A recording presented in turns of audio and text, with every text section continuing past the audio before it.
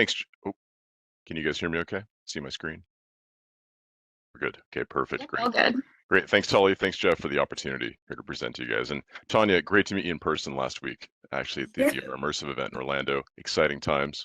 Actually, great to be on site there in Yeah, Orlando and meet the I great was folks at happy. Fultz. And I that was, was that was great. Yeah, it was active. Lots of opportunities there. Lots of people yeah, joining the conversation. Right. Great to be on campus at Full Sail as well. So that was good. Um, certainly great opportunities. I'll say that for sure.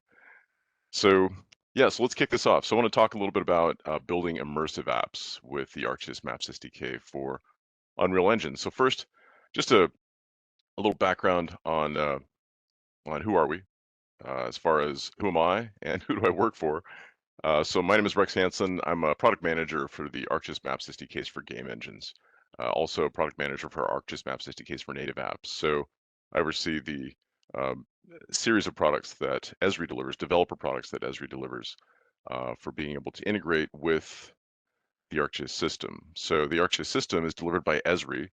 Esri is the global leader in professional GIS software services and solutions. We're based out of Redlands, California. I am actually located in Redlands, California, at Esri headquarters. And so what I want to talk a little bit about today is just provide an overview of what Esri does, provide an overview of the ArcGIS system, and then talk a bit about how um, we integrate, how Esri integrates with Unreal Engine through our developer tools to provide easy access to real-world data and capabilities in geospatial analytics. So just a brief agenda, Esri overview, and then we'll talk a little bit about the ArcGIS system. Immersive apps, what are they? Getting started with our ArcGIS Maps SDK for Unreal Engine, the capabilities of our plugin, some examples of its use, and then just a brief roadmap, and then we'll finish with how to get started. Okay, so first let's dive into what Esri does. So Esri we're a large organization. Obviously, I mentioned global leader in GIS software services and solutions. We have a lot of different capabilities here, but I want to focus specifically on what Esri is doing to help customers or developers. So overall, Esri helps customers gather, create, and manage authoritative 2D and 3D geospatial data in a GIS, a geographic information system. Think of this as a system of record. Customers use that data to visualize spatial phenomenon. They use location-based resources. They establish associations, spatial associations. They analyze impacts. They determine data flows. It's all around building a better understanding of spatial and temporal patterns. Then they communicate and show those results and solutions, and they can use them to make decisions. Now, this is accomplished through something we call the ArcGIS system. The ArcGIS system is really a suite of software and services for managing, visualizing, and sharing geospatial data and analytics. Now, the tiers in this diagram indicate the major parts of the system. So we have ArcGIS Pro, which is a Windows desktop application for GIS analysts to ingest, create, convert, view, analyze, do just about anything, publish geospatial data. ArcGIS Enterprise is a comprehensive server technology designed to host and share geospatial information in a private cloud. ArcGIS Online is our SaaS offering, our public cloud. It's designed for organizations to leverage Esri's public cloud architecture to host and share their geospatial information.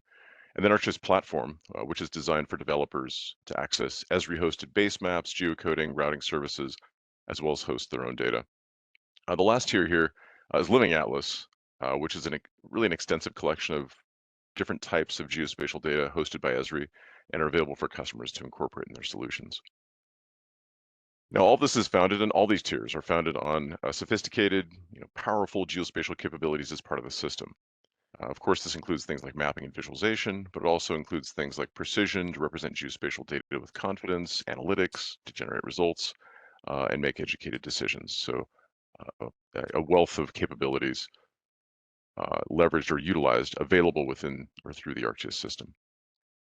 Now, these fundamental parts of the ArcGIS system have been and are today, they're accessible to developers through a set of SDKs and APIs, tools and doc that are available to build applications and solutions on geospatial data analytics and the capabilities of the system, of these foundational parts of the system.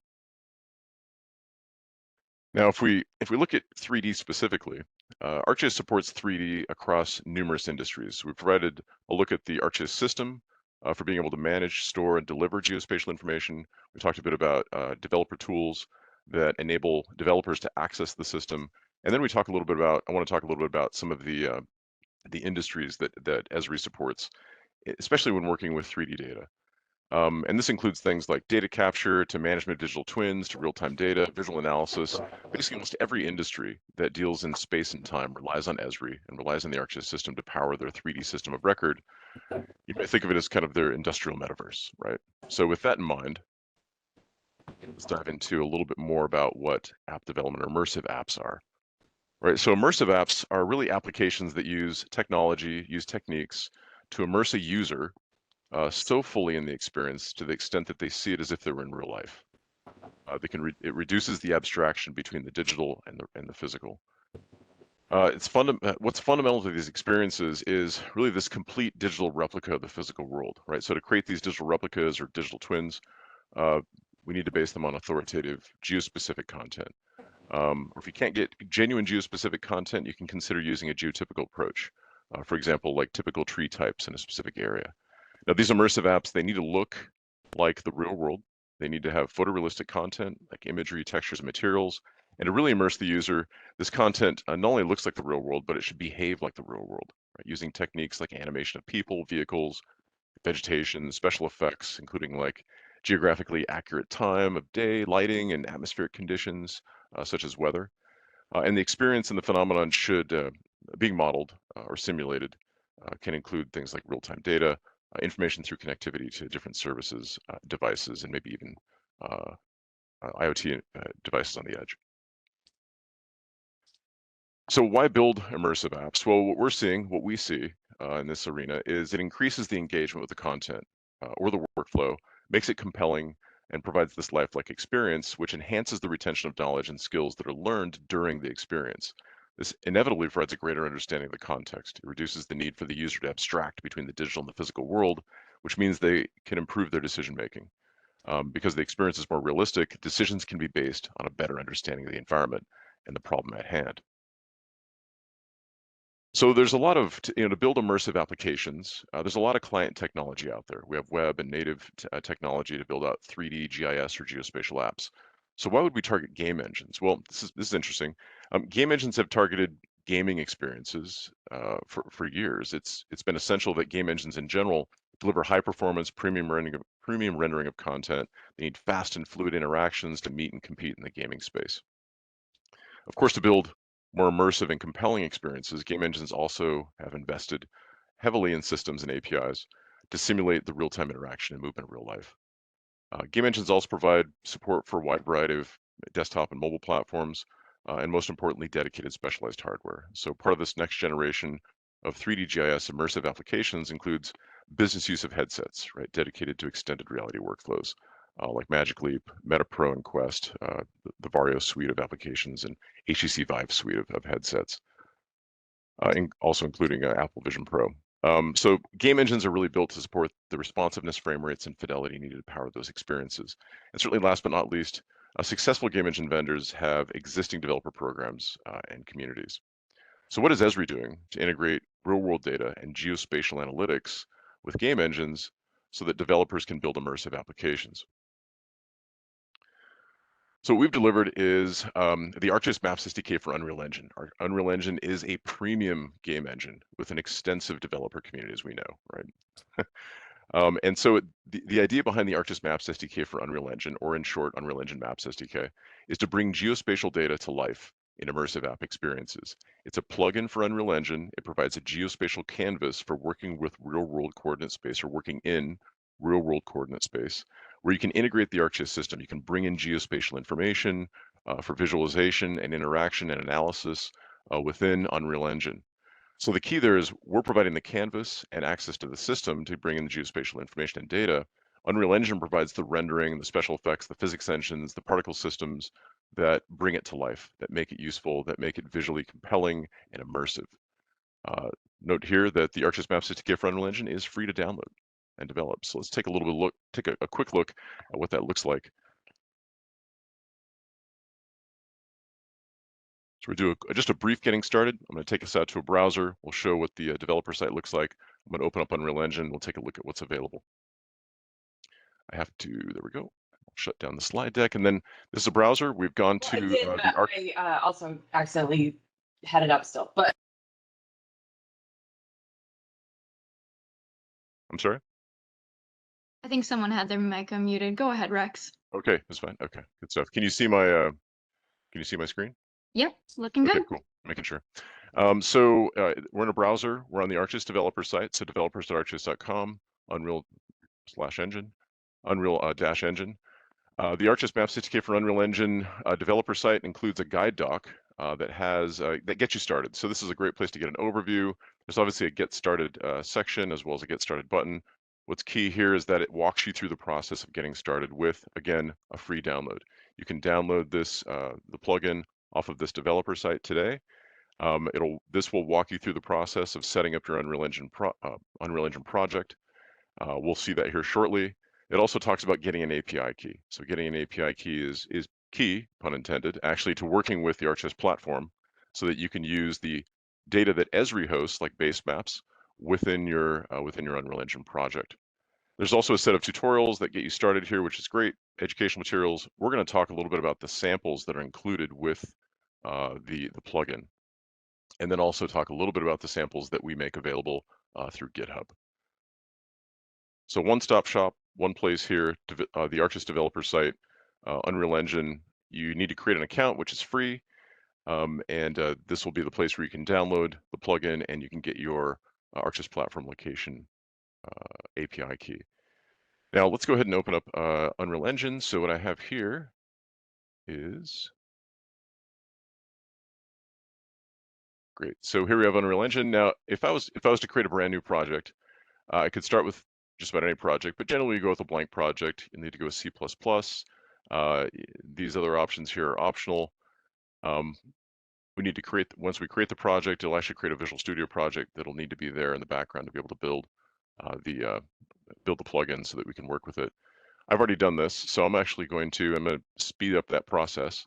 So I've created the project, and as part of the process, once I create the project, I need to actually copy the plugin into the plugins folder for the project. So I've already done that. All that information is in the Getting Started guide. I'm going to open up this project here, which I've already created. And while that's opening, I'm going to go out to, now there's a dashboard here with API keys.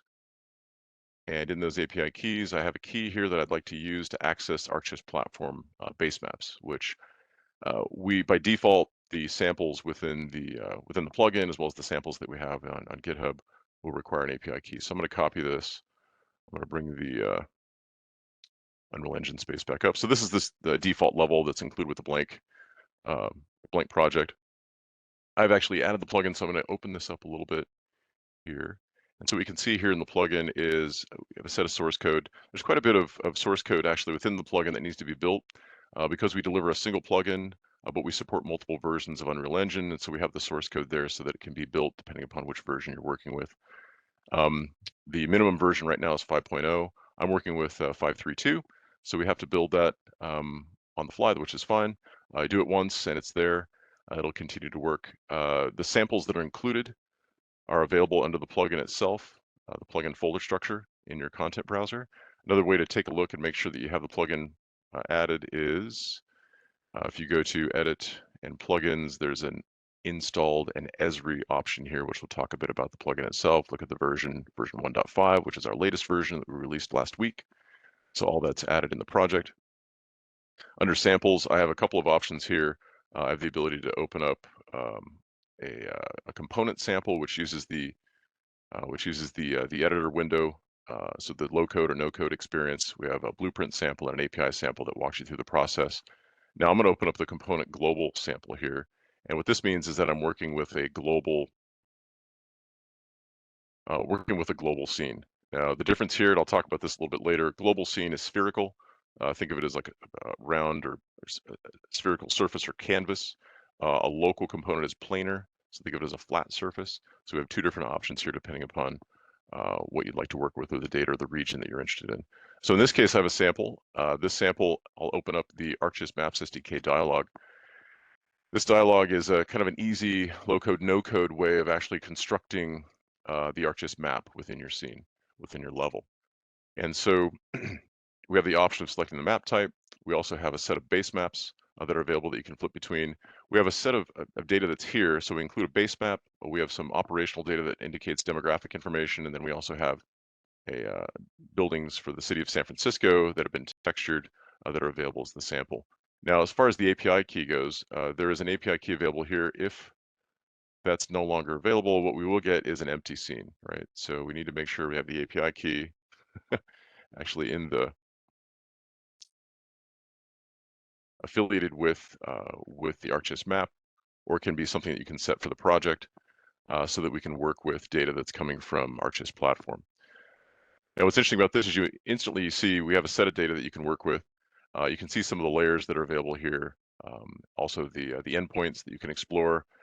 In this case, we're working with raster tiles for demographic data and really 3D object and ArcGIS 3D object scene layer for San Francisco 3D buildings that we're hosting. So right out of the box, you have a set of samples that you can work with. There's other samples that are available here to get a better look at. Let's take a look at local so you can see some of the differences here. Sorry, let's go back. I can zoom out. I can play this.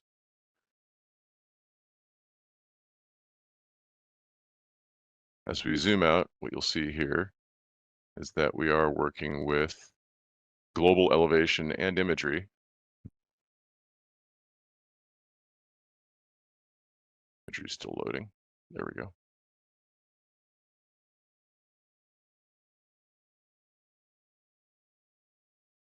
Great. Let's go ahead and cancel that. That's great. Good stuff. So let's open up local. You can get a better handle of what that looks like here. I'll go to Maps SDK. I'll need to go in and add my API key. We'll have the same data loaded here as well. And what we've also done here is we've clipped out that data for a specific region. So we can see it's a flat surface. We're working projected in a projected coordinate space. And we can play this.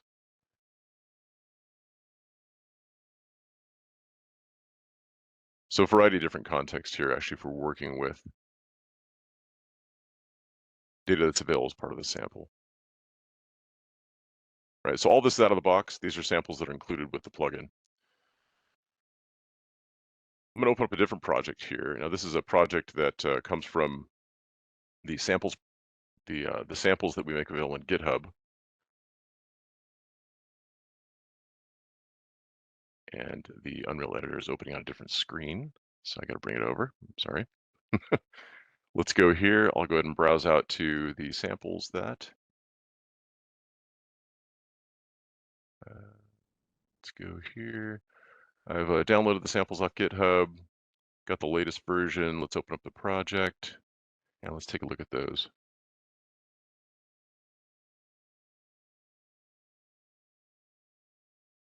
So the key here is that the plugin itself includes a variety of components, whether you want to work with the really no-code experience through the editor window, you want to work with blueprints, or you want to work with the API. You have all the samples available to show you how to get started. These are just more extensive samples that are available through our GitHub repo that is linkable through our developer site. There's samples that are included with as you can see in the content browser here on the bottom, there's samples that are included with the plugin, but then we also have a set of samples that are available through a sample viewer. So this is a sample viewer level. There's actually a video behind this, so I need to run it to be able to see it. So if I run it, we see something like this. So, very compelling, nice, very good looking, very good looking sample browser. I need to plug in my API key so I can start working with the samples that are available, and then I can start using those samples and get a better handle of how they function. So in this case, we're working with, this is Los Angeles. We've got a set of features that are coming from a feature service. And as we can see, as we zoom in, we can see some of those features are then highlighted on the map. We're working with a RESTful endpoint that includes feature data. And so just some very simple instructive samples that allow you to do some basic operations and functionality. Another one here might be, let's say, a line of sight. And so in this case, we have an object moving around a set of buildings, and I think this is in downtown New York. And as those buildings start to come in, this is through a service, we'll see the line between the viewer and the object that they're trying to view change from red to green. So when it's in view, it'll be green, and when it's out of view, it'll turn red, right? So some basic visual analysis that's powered through hit testing within Unreal Engine. We're challenging memory, so make sure you've got a nice, sizable system to be able to handle this. This last sample here is really showing working with different weather effects based upon a location. So in this case, we want to go to, let's go with, let's see here, Akron, Colorado, where it appears to be snowing. There we go. So I'm not sure if this is coming through, but so what's interesting about this is it's combining location-specific information, elevation and imagery, global elevation and imagery, atmospheric effects that are coming from Unreal Engine, and then also some particle effects that are coming from the Niagara system, a visual effects system that's included with Unreal Engine. And we're basically changing the experience here to the sort of live weather experience by working with a weather service that provides us with the current data. Now, all the source code for this is available behind the scenes. It's all available in a GitHub repo that we share as samples that really enhance the use of the plugin. So all this is available for you to dive in, discover. In most cases, we show, we build out these experiences with blueprints, obviously a very common developer experience with Unreal Engine. And so just something to really dive into and get a better handle on how to work with the plugin, how to work with the ArcGIS system, how to use geospatial data, and then how to really create that immersive experience within Unreal Engine and leverage the systems that Unreal Engine provides. All right, with that, I'm going to close that. Let's go ahead and shut down out of here. We'll go back into the presentation. Can you guys see my slide deck? Yep, looks good. Okay, cool, great. Good stuff. So let's talk a little bit more about what we just saw. So as far as data layers go, so again, I mentioned that we have a canvas. We're creating a geospatial canvas with precision, with double precision or high precision to support geospatial data. Now, as far as that content's concerned, the Unreal Engine Maps SDK supports a range of really high performance cached layer types currently. So we'll start with 3D content. So right now, the SDK support several fundamental 3D layers. These are founded on OGC's I3S specification for storing and delivering high volumes of 3D data. So this includes things like building scene layers, which are designed to model BIM data or model exterior, interior buildings, structures within buildings. They're derived from BIM data and then cached for delivery. They're often imported from other systems such as Autodesk Revit models. They typically represent individual buildings or building complexes. 3D object scene layer, this is what we saw in the samples. This represents really discrete objects that are modeled in 3D such as buildings, like we saw for San Francisco. They're often generated at the scale of cities or regions. Integrated mesh scene layers represent a continuous surface. This includes ground, buildings, vegetation. They're often the result of imagery captured by airborne systems. It could be captured with another Esri product called ArcGIS Reality. So all these layers have image textures built into the layer to provide this lifelike rendering, or you can actually customize. We'll discuss that a little bit later. Now, provide geographic context. The SDK also supports base maps. These base maps can be image tiles, they could be vector tiles. Image tile base maps typically contain aerial or satellite imagery. Vector base maps usually contain things like topographic features like streets, buildings, and they can be stylized on the fly to highlight specific features or provide high contrast for, like, day-night base maps, maybe muted nighttime base maps. And then lastly here, terrain or ground surface will come from an ArcGIS elevation layer. Now this could be coming from LERC formatted tiles that are coming from services or indicating elevation values that provide terrain. As far as data sources go, we've got a couple different patterns for working with geographic content. You can work with services, though these are designed for real-time connected apps. The samples themselves showcase working with services that are hosted through ArcGIS platform. Or you can work with packages, so you can work with local data for offline experiences. The services themselves can be public or they can be private. We support different authentication methods such as OAuth 2, and we also provide an API key. We saw in the example I showed earlier, working with an API key. Now, as far as working with geography and physics, what's the canvas? What does that involve? The surface on which we're working. So in this case, native geospatial placement is important to accurately place, render, integrate or interact with geographic data at a global scale, right? At that desired level of spatial precision that someone needs or that a developer would need to work with updates or innovations that are necessary at a global context. And so with Unreal Engine, this means that we needed to wait for Unreal Engine 5, which delivered support for double precision data built into the product, built into Unreal Engine 5's core. And so we built on top of that capability to provide this native geospatial placement, which was critical for geospatial information. Now we support a single spatial reference for a map within a level. That includes global. Again, as I mentioned before, global is, think of it as a sphere. We support WGS84 and Web Mercator, but also geographic coordinate systems because we're representing data in true 3D and a true spherical coordinate system. We also support local, and this is flat or think planar. This also supports WGS84 and Web Mercator's fairly standard coordinate systems, but also projected coordinate systems, regional coordinate systems. We support things like mesh collisions, and this enables interactions with objects within Unreal Engine. So you can touch different surfaces, the textures or meshes that represent the surfaces that are layers within your map. And then we also include things like a geometry engine, right? If you need to fine-grain geometry operations, right? So you need to compare or create individual geometries. There's also a set of additional capabilities here that provide better integration, better game engine integration so that you can add your own custom information. So this includes things like modification and filtering. The first one here is mesh modification. This enables you to clip out, mask, or just highlight or different areas or mesh portions of integrated mesh or elevation layers. So in this case, we can clip out and then replace it with something else. You can also flatten elevation to a specific level.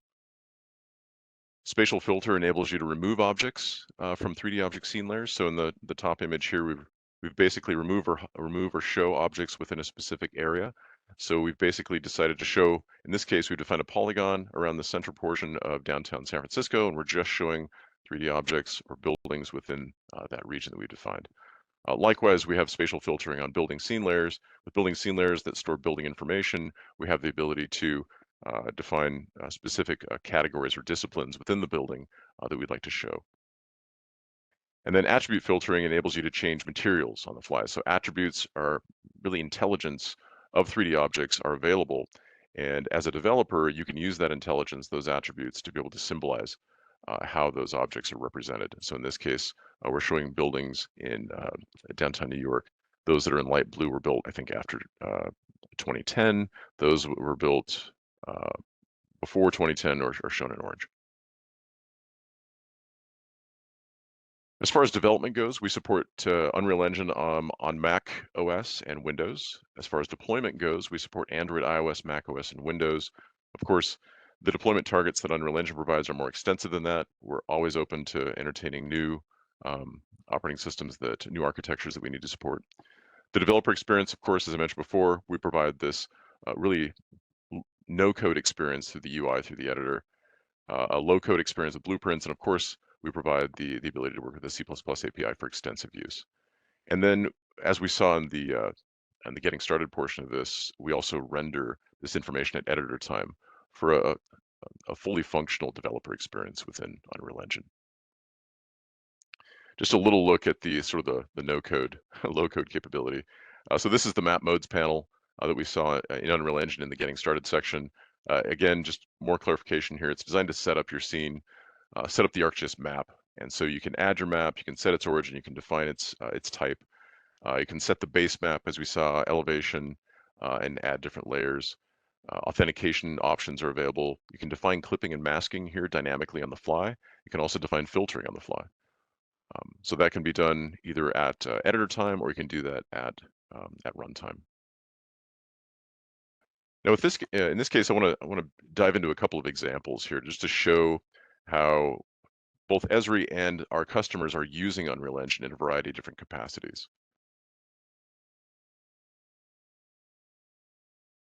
All right, so in this first example here, I'm just going to show and highlight some key capabilities in the latest release of our Unreal Engine Maps SDK, so that you can enhance the look and the feel of your data and your scene. What you're looking at right now is an integrated mesh scene layer in the city of Christchurch, New Zealand. Now, in this case, I want to focus on the Tauranga library. Now, this is in the center of the screen. We're going to clip this area from the integrated mesh so that we can add a building scene layer of the same library with more detailed data to our project. And so I can use the map mode here. I can go over to layers. I can select that layer, the layer in this case that I want to manipulate, mesh modification, click the gear, and now I have a toolbox at the top that I can actually navigate over. I can define a polygon that I want to clip out this mesh.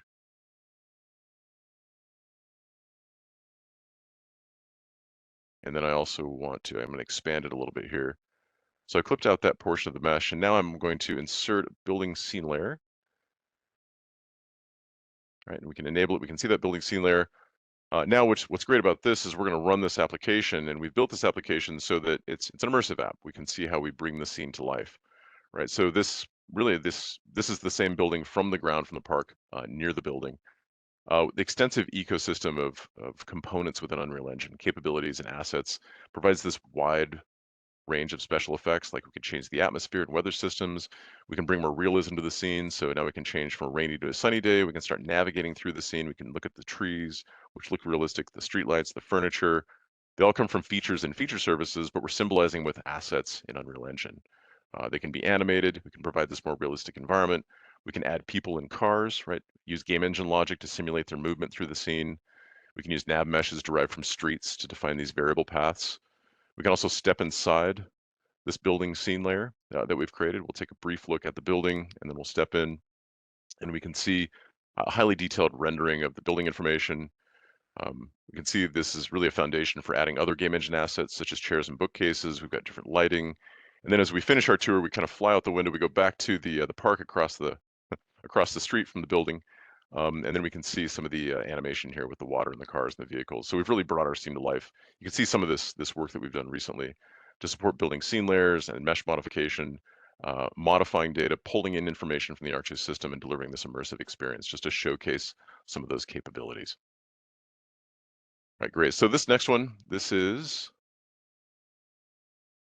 a video that shows like a flight simulation experience. This was created in collaboration with our friends at Epic Games, specifically working with Alban Bergeret on the Unreal Engine dev team and his extensive experience in building out these immersive photorealistic experiences, showcasing working with animated assets like a rescue helicopter.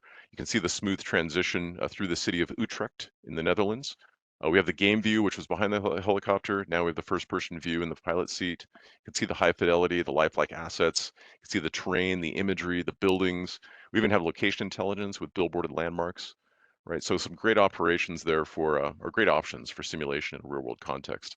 All of this really powered by real world data from the ArcGIS system, the Unreal Engine Maps SDK, and of course, the foundational capabilities that Unreal Engine provides to really bring it to life.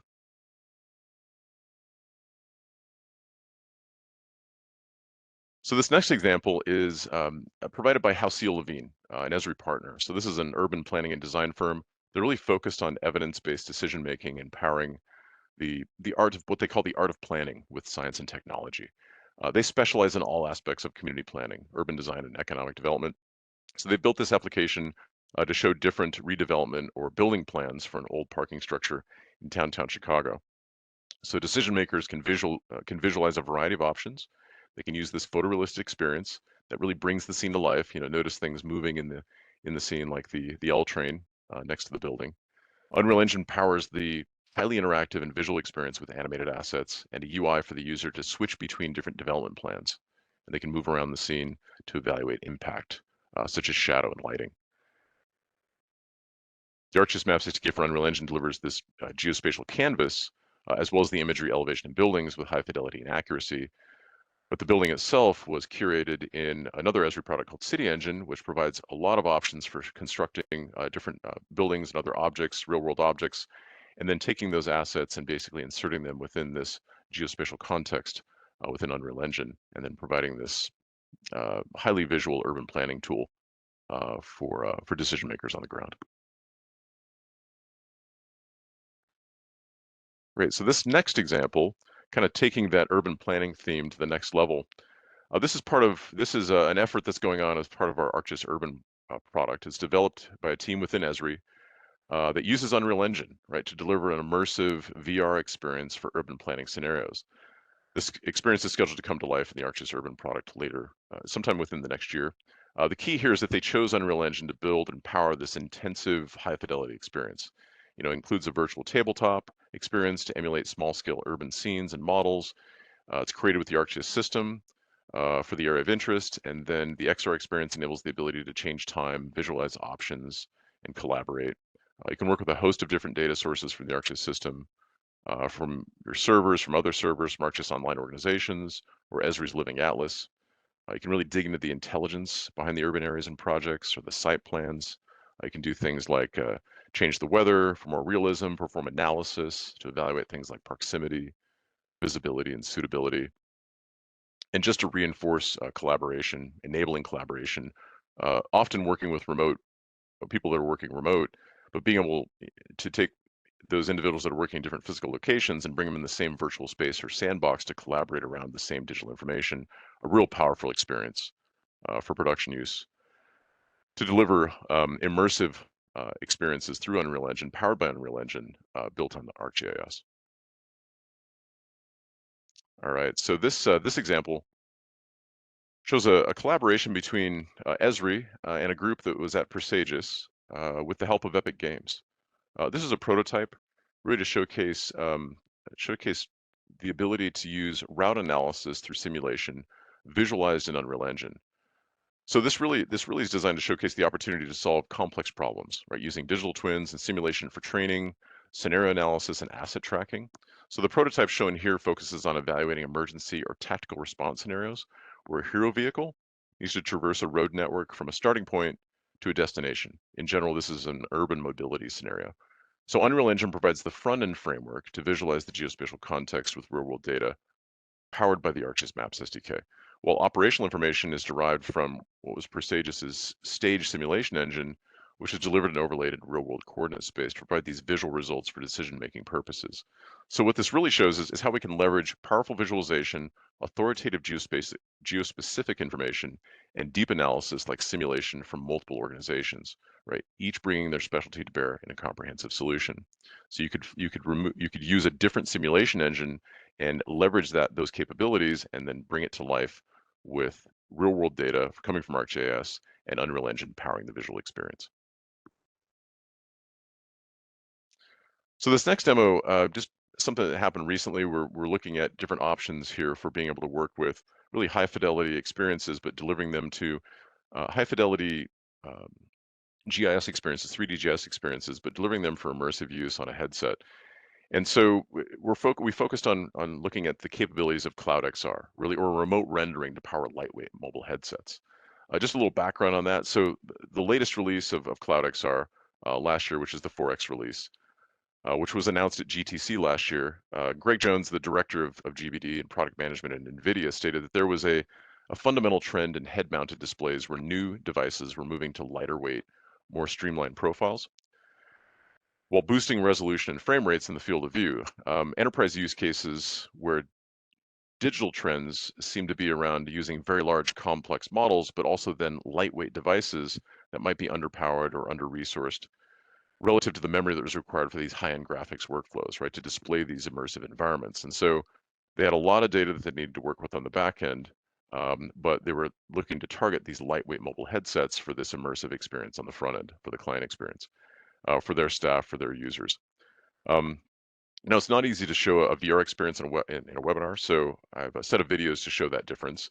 In this first video, we're looking at really a traditional VR experience on a mobile headset. So we have a VR application. It was built with the ArcGIS Maps SDK for Unreal Engine. It targeted Android. It's deployed directly to a Quest 3 device, which is where I'm showing this video, or I've recorded this video. We're streaming geospatial data from numerous services directly to the app or the device, right? So the VR app enables the user to navigate to a number of locations on the Earth, like San Francisco, like we are here. They can go to a variety of things like they can view imagery, terrain, buildings. You can go to other places like the Grand Canyon or New York. You can modify the atmosphere, the weather, the lighting, the audio. What's interesting here is that in this video, even though you have all those options, you can see the experience when you pan and you navigate, right? Data tiles are dropped, they're not rendered. We don't see clouds, we don't see the atmosphere. Navigation is staggered, and the interaction with the landscape and the objects is a bit choppy. So the Quest 3 with this app running on the device is barely able to handle this, streaming this high resolution, high precision geospatial data to the device and render it. It's really pushing the resources of the device to the max. So you can even see some of the warnings. Sometimes they'll pop up in the dialog. So one note, this app was originally built for Windows. Right? It was meant to run on a PC, which could be tethered to a VR device, but so no Android optimizations were made. But we wanted to kind of keep it an apples to apples comparison here with respect to the application. So note here too is that the geospatial services and the data themselves are actually cached. They're optimized for distribution and visualization, right? Some of that data can be available on the device or distributed with it, but we're still running into resource limitations. What we really needed to focus on here was how can we optimize the delivery, retaining the experience and the fidelity of the data, while being able to deliver that to a lightweight mobile headset. Another option there was maybe downsampling the data to make it look to make it work more effectively on the device. But the problem there is that you're reducing the fidelity and the precision, or the experience actually. And so we like to look at other options there. And so let's go ahead and move over to this other option that we looked at, which is basically using Cloud XR, NVIDIA's Cloud XR, for remote rendering. So how did we optimize this? Well, what I did is I spun up I spun up a G5 instance that featured NVIDIA's A10G Tensor Core GPUs and second generation AMD EPYC processors. So for a headset, we're running really a G5 8X large instance on AWS. It's got one GPU, 24 gigabytes onboard memory, 32 virtual CPUs, 128 gigabytes of RAM. Right? Ended up costing about $1.50 an hour. Now we can keep the Unreal Engine app that we built for Windows. We can deploy it on the G5 instance with the Cloud XR server with Steam VR. And then we can utilize all the resources to access data, power visualization. And then in this case, we're rendering on the server, as this diagram shows. We're rendering on the server, and then we're streaming that content to the Cloud XR client app on the Quest 3 on the device. As long as we have a 60 megabit per second connection, so good Wi-Fi or 5G, we can deliver this high quality rendering and performance. And we can that you'd get with a desktop or tethered experience, but it's also working on a mobile, in this case, working on a mobile untethered headset. Great, so what does that look like? So here's the same application running on the Cloud XR server being streamed to the same headset. And you can see here, this Windows app, it's responsive. We can see the atmosphere, you can see the layers, I can see the buildings, the elevations loading. We're able to move around the scene, we're able to see the content. As we start to navigate, we'll go ahead and remove the dialogue here and start to move around the scene a bit.